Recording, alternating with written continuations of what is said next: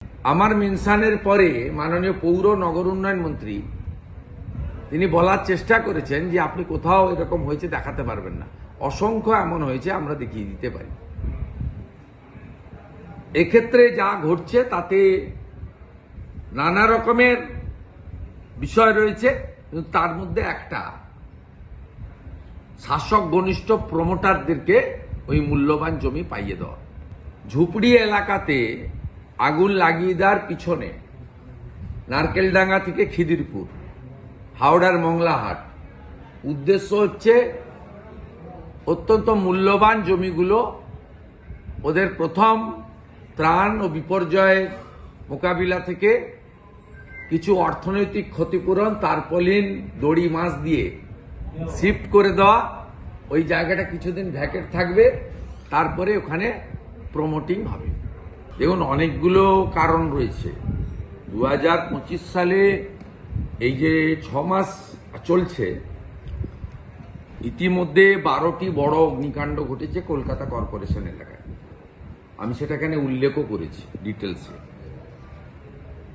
প্রথমত, regular monitoring নেই। দ্বিতীয়ত, ফায়ার ব্রিগেড, কর্পোরেশন, পুলিশ বা জেলা স্তরেও পৌরসভা বা জেলা প্রশাসনের কোনো সমন্বয় নেই। গজা পেড়া বিতরণের যেভাবে মনিটরিং হচ্ছে, এক্ষেত্রে কিন্তু সেই মনিটরিং নেই। এটা জনস্বার্থে বড় জিনিস।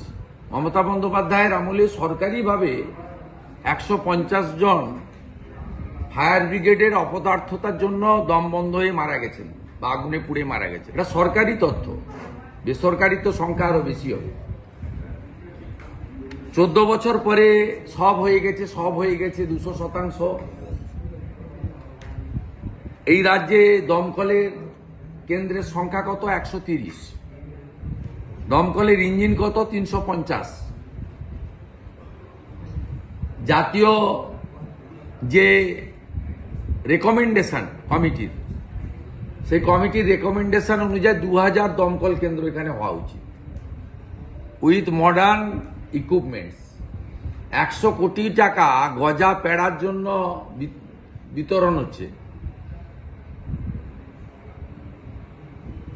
ইমাম মুয়াজ্জেম ভাতা দেওয়া হয় আরো কয়েকশো কোটি টাকা খরচ করে। কিন্তু জনস্বার্থে যে কাজগুলো দরকার, সে কাজ পশ্চিমবঙ্গ সরকার করে না, এটা আমি স্পষ্টভাবে